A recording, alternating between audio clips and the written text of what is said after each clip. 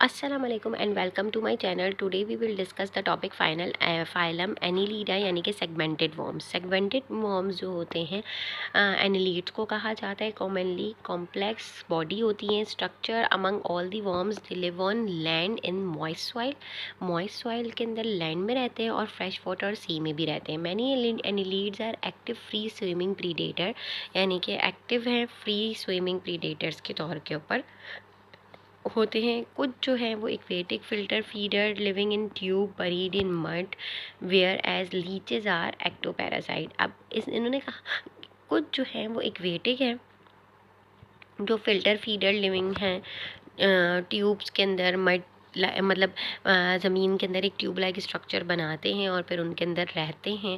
जैसे लीचेस वगैरह हैं जो वह एक्टोपैरासाइट के तौर पे बिहेव करती हैं। दे आर ऑल टिप्रोबास्टिक बायलैटरल इनकी सिमेट्री होती है यानी कि दोनों साइड से लैटरली सिमेट्री होती है। सीलोमेट है and protostomes with an organ system level of the body organisation. और इनकी बॉडी में एक प्रोटोसोम होता है और प्रोटोसोम जो है वो एज अ माउथ जो है वो वर्कआउट कर रहा होता है और as a body system of level of organisation में ये आपके पास प्रेजेंट है। Chitinous chaetae also called setae with और without parapodia are usually present in the most of the एनिलीड।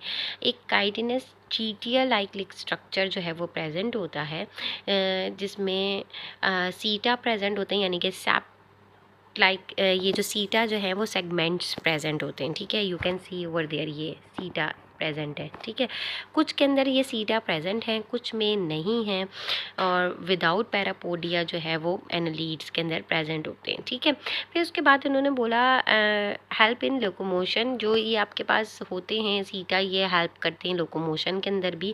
Reproduction usually sexually होती है। Most of the annelids are hermaphrodite but in few sexes separate होते हैं। कुछ hermaphrodite है यानी कि जिनमें सेम होंगे सेक्सेस और कुछ जो है वो सेक्सेस सेपरेट होते हैं। डेवलपमेंट थ्रू ट्रोकोफोर लार्वा और इनकी जो है वो डेवलपमेंट ट्रोकोफोर लार्वा से होगी।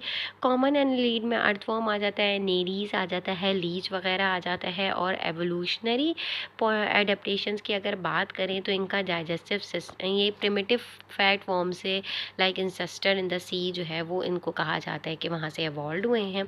Tubular digestive system both mouth and anus complete system present है इनके पास।